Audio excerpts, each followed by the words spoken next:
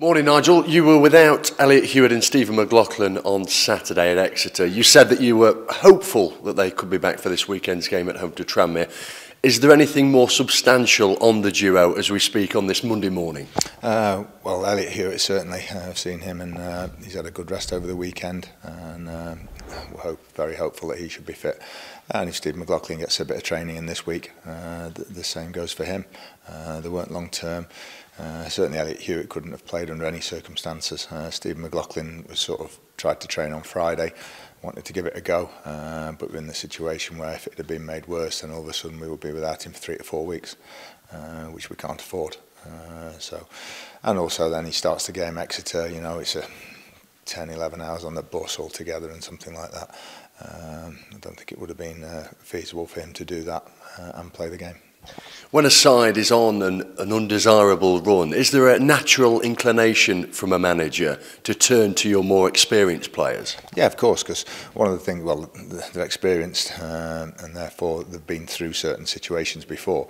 And you don't really want to expose youngsters in the sort of run that we're in at the moment. So that's the main thing when we're thinking about that. You know, the two young lads came in on Saturday and tried the socks off and everything, but ultimately we're involved in the 2 goals we conceded.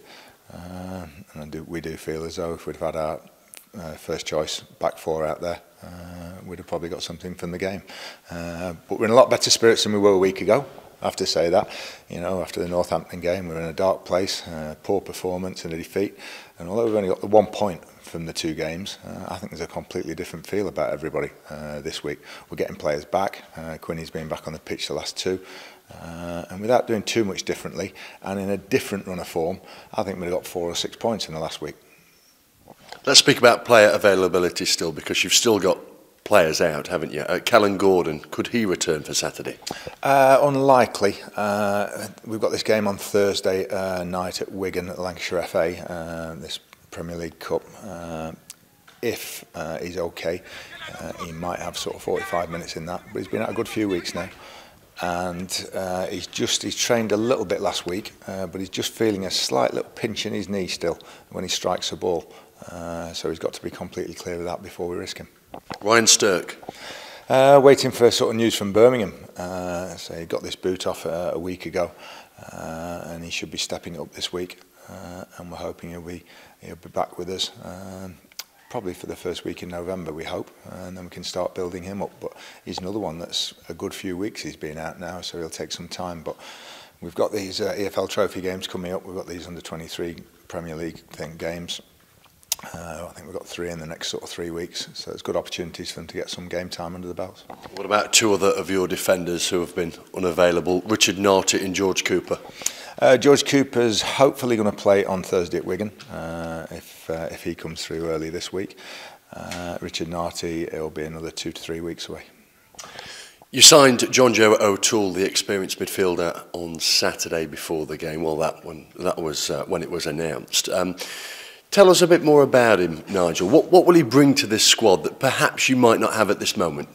Well, there's a bit of versatility as well, because I think he can play in a number of positions. When we took him to Burton a couple of years ago, he was a midfielder really, but we sort of quite fancied him at centre half, and he acquitted himself very well in League One in that position. He can read the game, he can play, and he's very competitive, and I think probably one of his biggest strengths is in the air. So that's why we sort of played him centre half. But that's ultimately why we bought him, to give us some cover back there in the next few weeks. But we know he can do a job in other positions as well. But primarily, as you touch upon there, you brought him in as a defender. Yeah. One thing we're down on is height and heading ability, which is, as everybody knows, in League Two, is a priority. There's a lot of set plays, a lot of long throws coming into your penalty area. And it's like on Saturday, you know, we've got the 2 centre-halves and Jordan Barry. After that, you know, we've got sort of midfielders picking up. Normally we would have McLaughlin and Hewitt, so the back 4 would all be picking up from set plays. And then you have Jordan as well, and you're not too bad. But when you lose a couple of defenders like that, than you are down in that area. What type of character is he? He strikes me as a bit of a leader. Yeah, he's good experience. He has his moments, shall we say. And we had a couple of issues at Burton with him, with that, where he got one long suspension, got sent off, and then actually continued the argument afterwards and got himself an extra ban. But you hope, as he's sort of a bit like Quinny, as they get a bit more experienced and experience these things, you hope that they'll learn and they don't do it again. Well, you're 30 odd years old plus, he's never going to learn now, as we said to Quinny, after what he's just missed the 6 games, well, they've seemed like an eternity to him. If you don't learn after that, you never will.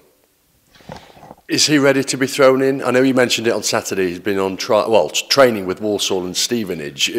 Has the experience that he's had there enough to throw him straight in? Well, he's only had 1 or 2 little light training sessions with us, so we haven't had a chance to assess him fully. He won't play on Thursday at Wigan, but he'll certainly play in the AFL Trophy next week, the week after, I think, and get a game under his belt there, and we'll have a look at him then.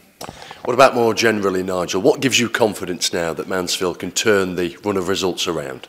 I think the last 2 performances, more than anything. Everyone knows we should have beaten Port Vale, but it was a brilliant performance, atmosphere and evening for everybody, and sort of it was a sort of a vote from the supporters at the end if that's how they want to see their team play, despite the long run without a victory and despite us obviously not winning on the evening. Then we go out to Exeter with sort of 7 defenders out, we get ahead, and on a different day I think we get at least a point out of the game.